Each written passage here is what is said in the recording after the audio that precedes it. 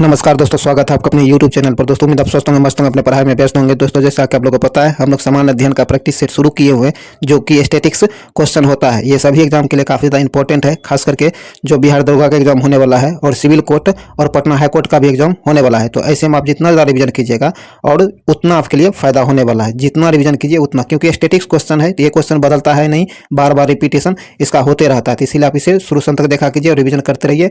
और इस वीडियो को लाइक शेयर जरूर कर दीजिए। अभी तक आप हमारे चैनल को सब्सक्राइब नहीं किए तो सब्सक्राइब करके घंटी दबा लीजिए, ताकि आने वाली वीडियो का नोटिफिकेशन आपको आसानी से मिल सके।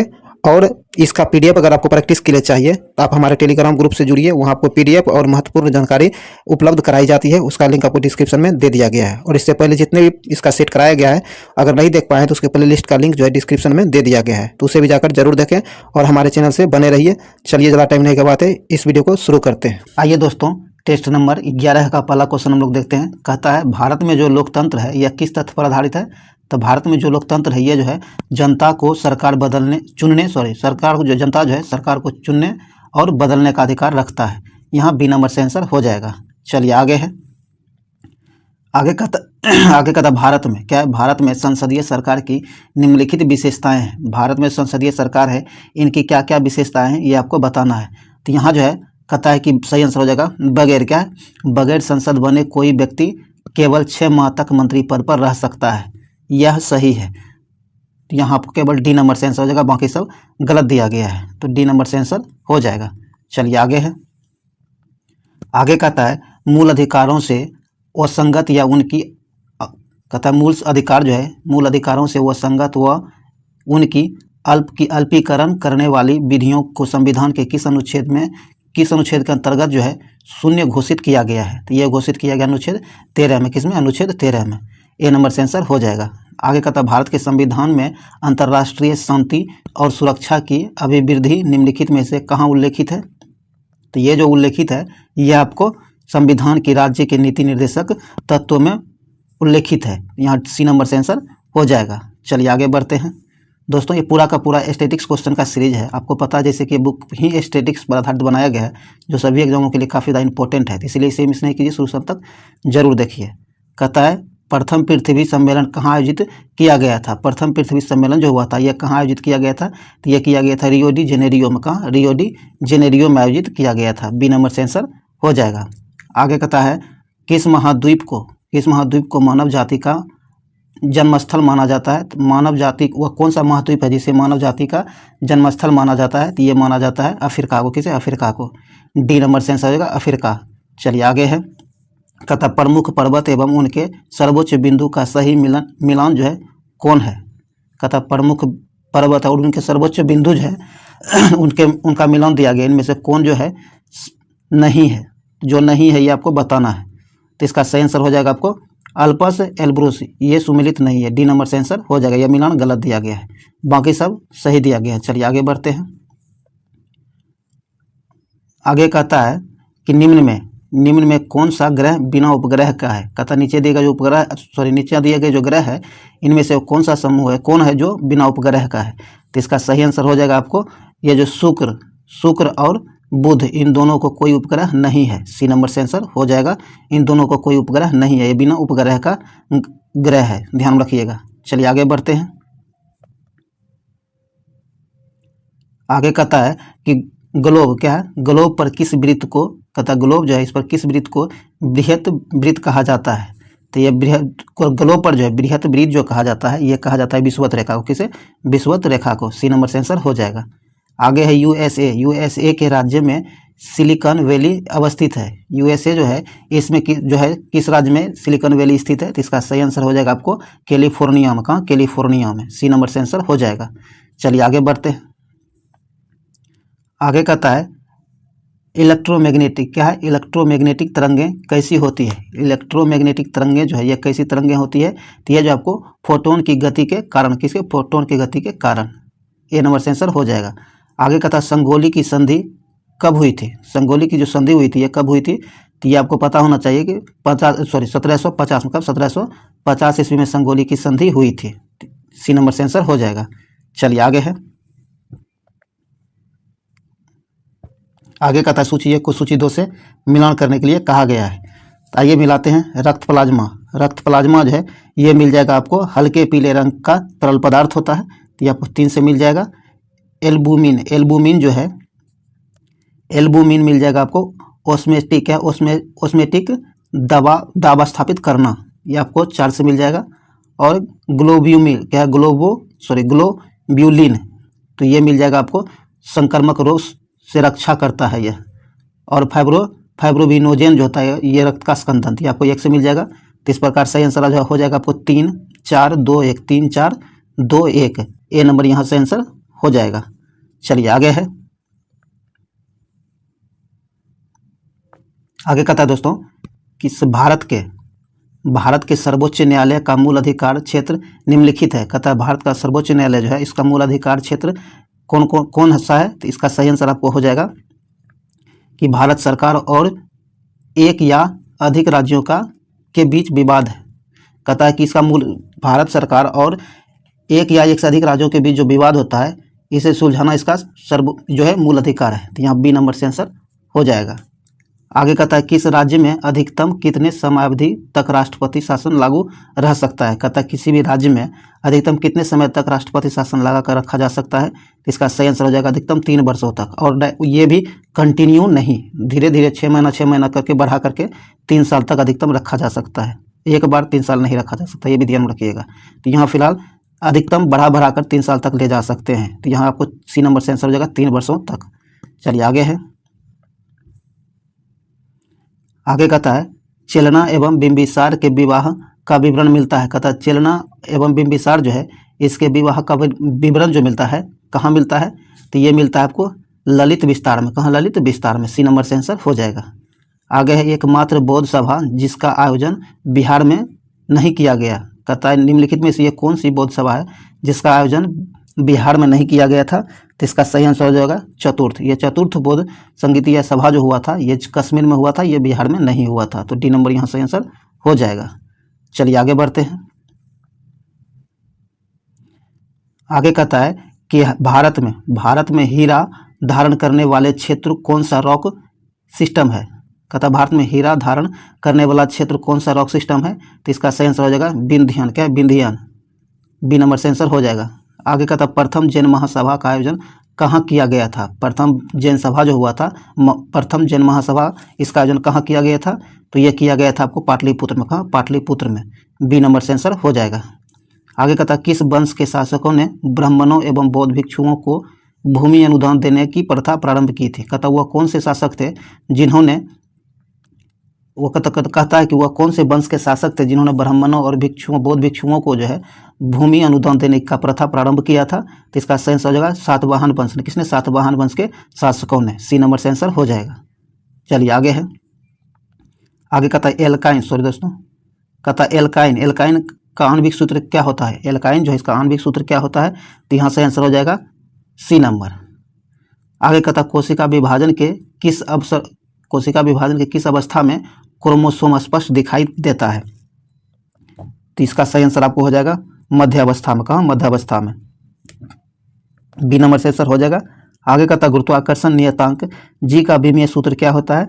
गुरुत्वाकर्षण का नियतांक जो है जी, इसका विमीय सूत्र जो होता है, इसका सही आंसर हो जाएगा आपको बी नंबर।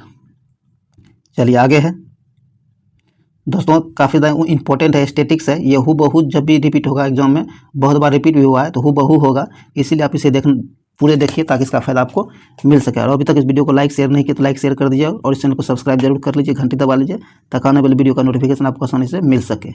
चलिए आगे बढ़ते हैं। कहता कि पेंटागोनिया मरुस्थल जो है किस महादेश में स्थित है। पेंटागोनिया मरुस्थल किस महादेश में अवस्थित है। तो ये जो अवस्थित है ये आपको दक्षिण अमेरिका में, कहाँ, दक्षिण अमेरिका महादेश में अवस्थित है, बी नंबर से आंसर हो जाएगा। आगे कहता फॉकलैंड की जलधारा किस प्रकार की जलधारा है। फॉकलैंड की जलधारा जो है ये किस प्रकार की जलधारा है। तो ये जो है आपको ठंडी जलधारा, क्या है, ठंडी जलधारा है, बी नंबर से आंसर हो जाएगा ठंडी जलधारा। आगे कहता डीएनए की श्रृंखलाएं बंधी होती है। कहता डीएनए की श्रृंखलाएं जो है यह किस प्रकार बंधी होती हैं। तो इसका सही आंसर हो जाएगा हाइड्रोजन बंधन से बंधी होती है, डी नंबर से आंसर हो जाएगा हाइड्रोजन बंधन से बंधी होती है। चलिए आगे है, आगे कहता है वह पदार्थ कौन सा पदार्थ, सॉरी क्या है, कौन सा पदार्थ पौधों के लिए एक सूक्ष्म पोषक तत्व होता है। कहता है कि वह कौन सा पदार्थ है जो पौधों के लिए, सॉरी क्या है, पौधों के लिए एक सूक्ष्म पोषक होता है। तो इसका सही आंसर हो जाएगा बोरोन। क्या होगा, बोरोन। डी नंबर से आंसर हो जाएगा। आगे का चाहे थ्राइम्बिन, थ्राइम्बिन का काम है, थ्राइम्बिन जो है, थ्रोम्बिन, इसका क्या काम है, तो इसका काम है आपको रक्त जमने में। बी नंबर से आंसर हो जाएगा। आगे कहता है पुलित्जर पुरस्कार किस क्षेत्र में दिया जाता है। पुलित्जर पुरस्कार जो है यह आपको वास्तुकला के क्षेत्र में दिया जाता है। सी नंबर से आंसर हो जाएगा वास्तुकला के क्षेत्र में। चलिए आगे है। आगे कहता है निम्नलिखित में भारत की सुदूर दक्षिण पहाड़ी कौन सी है। कहता है भारत की निम्नलिखित में से भारत की सुदूर दक्षिणी पहाड़ी कौन सी है। तो इसका सही आंसर हो जाएगा आपको कार्डेमम पहाड़ी। क्या है, कार्डेमम पहाड़ी। बी नंबर से आंसर हो जाएगा। चलिए आगे बढ़ते हैं। आगे कहता है कि किस संविधान संशोधन अधिनियम द्वारा यह प्रावधान किया गया है कि राष्ट्रपति राष्ट्रीय आपातकाल की उद्घोषणा केवल मंत्रिमंडल की लिखित सिफारिश प्राप्त होने पर ही कर सकता है। तो इसका सही आंसर हो जाएगा आपको 44वें संविधान संशोधन के आधार पर। और ये कब किया गया था, तो 1976 में। कब, 1976 में। सॉरी दोस्तों, ये 42 में, 78 में, 44 78 में हुआ था, ध्यान रखिएगा। चलिए आगे कहता है नाबार्ड की स्थापना किस समिति की संस्तुति पर हुई है। कहता है कि नाबार्ड जो है इसकी स्थापना किस समिति जो है किस संस्तुति पर हुई है। तो इसका सही आंसर हो जाएगा आपको शिवरामन समिति पर। शिवरामन समिति जो है इनके सिफारिश पर या संस्तुति पर नाबार्ड की स्थापना की गई है। ए नंबर से आंसर हो जाएगा। चलिए आगे बढ़ते हैं। आगे कहता है कि सूची 1 को सूची 2 से मिलान करना है। सूची 1 को सूची 2 से मिलान करना है। एक तरफ कीट दिया गया है और एक तरफ उससे संरक्षित रोग दिया गया है, संचारित। ये रोग, ये कीट जो है किस कीट के कारण कौन सा रोग होता है, ये मिलान करना है आपको। तो बालू मक्खी, क्या है, बालू मक्खी। बालू मक्खी जो है इसके कारण आपको काला जार, तो आपको एक 4 से मिल जाएगा। और मादा क्यूलेक्स आपको फलेरिया से, तो आपको ये 3 से मिल जाएगा। घरेलू मक्खी हैजा, तो आपको ये 2 से हो जाएगा। मौकी मादा एनोफिलीज मच्छर मलेरिया से, तो ये आपको 1 से मिल जाएगा। तो इस प्रकार इसका सही आंसर हो जाएगा 4 3 2 1, 4 3 2 1। इसका सही आंसर हो जाएगा बी नंबर, ध्यान में रखिएगा। चलिए आगे है। आगे कहता किस वायसराय के कार्यकाल के दौरान श्वेत विद्रोह हुआ था। कहता वो कौन से वायसराय थे जिसके कार्यकाल में श्वेत विद्रोह हुआ था। तो इसका सही आंसर होगा लॉर्ड रिपन के शासनकाल में। बी नंबर से आंसर हो जाएगा। कांग्रेसी नेताओं द्वारा मॉन्टेग्यू चेम्सफोर्ड रिपोर्ट की निंदा करने पर कई नरमपंथियों ने पार्टी छोड़कर निम्न में से कौन सा पार्टी का गठन किया था। तो इन्होंने कांग्रेस पार्टी छोड़ने के बाद इन्होंने नए पार्टी की स्थापना की थी जिसका नाम था इंडियन नेशनल लिबरल फेडरेशन। क्या था, इंडियन नेशनल लिबरल फेडरेशन। तो यहाँ सी नंबर से आंसर हो जाएगा। चलिए आगे है। आगे कहता निम्नलिखित में से किसने वर्नाकुलर प्रेस एक्ट निरस्त किया था। कहता है कि वर्नाकुलर प्रेस एक्ट जो है इसे किसने निरस्त किया था। तो इसका सही आंसर हो जाएगा आपको लॉर्ड रिपन ने इसे निरस्त किया था। बी नंबर से आंसर हो जाएगा। और आप ये कमेंट बॉक्स में जरूर बताइएगा इसे लागू किसने किया था। आगे कहता है रामोसी आंदोलन भारत के किस भाग में हुआ था। रामोसी आंदोलन जो है ये भारत के किस भाग में हुआ था। तो ये आपको पश्चिमी तट पर, कहाँ, पश्चिमी तट पर रामोसी आंदोलन हुआ था। डी नंबर से आंसर हो जाएगा।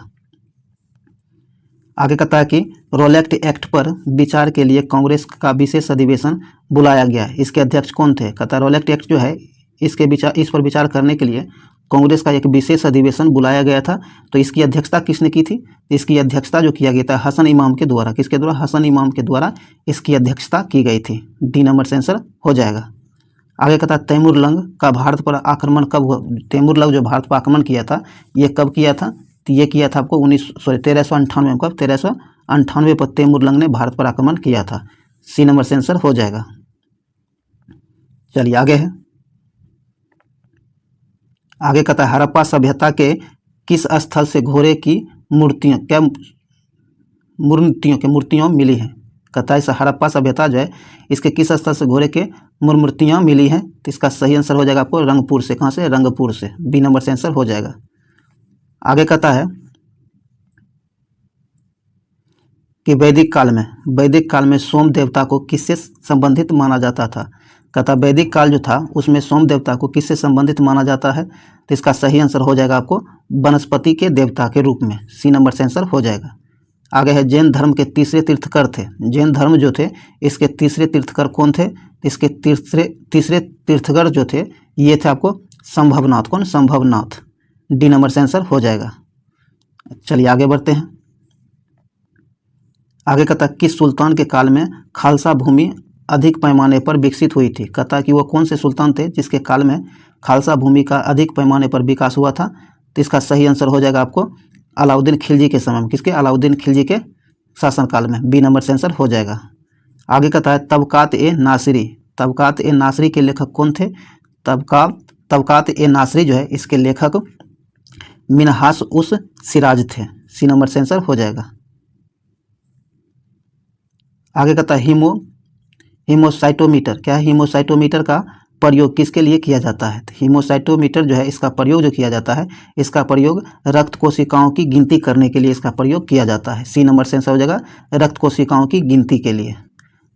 चलिए आगे है। आगे कहता है एक डायनेमो। क्या है? एक डायनेमो जिसे बिजली उत्पन्न करने के लिए जाना जाता है वास्तव में कार्य कर ये जो कहता है कि एक डायनेमो जो है जिसे बिजली उत्पन्न करने के लिए जाना जाता है वास्तव में ये क्या कार्य करता है? तो वास्तव में इसका कार्य जो होता है ऊर्जा का कन्वर्ट करता है। वास्तव में ये ऊर्जा को कन्वर्ट करता है, ध्यान रखिएगा। आगे कहता है कि यदि 100 वाट के बल्ब प्रति 10 घंटे लगातार जलाएं तो प्रत्येक दिन कितने यूनिट विद्युत ऊर्जा व्यय होगी?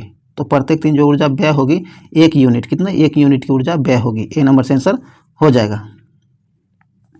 चलिए आगे है। आगे कहता है कार्बन डेटिंग का प्रयोग किसकी उम्र निर्धारण करने के लिए किया जाता है? कहता है कार्बन डेटिंग विधि जो है इसका प्रयोग किसका उम्र निर्धारित करने के लिए किया जाता है? तो ये जो फॉलिसिल्स की जो है आयु निर्धारित करने के लिए इसका प्रयोग किया जाता है। सी नंबर से आंसर हो जाएगा। आगे कहता है क्रय शक्ति क्षमता। क्रय शक्ति क्षमता के आधार पर निम्न में से किस देश की अर्थव्यवस्था का विश्व में पहला स्थान है? तो पहला स्थान जो है चीन का। किसका? चीन का। ए नंबर से आंसर हो जाएगा चीन का। चलिए आगे है। आगे कहता है कि किस पंचवर्षीय योजना में मानव संसाधन विकास को सर्वोच्च प्राथमिकता दी गई थी? कहता है कि वह कौन से पंचवर्षीय योजना थी जिसके अंतर्गत मानव संसाधन विकास को सर्वोच्च प्राथमिकता दी गई थी? तो यह दिया गया था 8वीं पंचवर्षीय योजना में। सी नंबर से आंसर होगा 8वीं पंचवर्षीय योजना में। तो ये सी नंबर यहाँ से आंसर हो जाएगा। दोस्तों ये 50 क्वेश्चन का जो आपको स्टैटिक्स क्वेश्चन था ये समाप्त हुआ है। अब हम लोग कुछ स्मरणीय तथ्य दिया गया उसे देखेंगे। इससे पहले अगर अभी तक आप वीडियो को लाइक नहीं किए तो लाइक जरूर कर दीजिए, शेयर कीजिए, और अभी तक चैनल सब्सक्राइब नहीं किया तो सब्सक्राइब करके घंटे जरूर दबा लीजिए ताकि आने वाले वीडियो का नोटिफिकेशन आपको आसानी से मिल सके।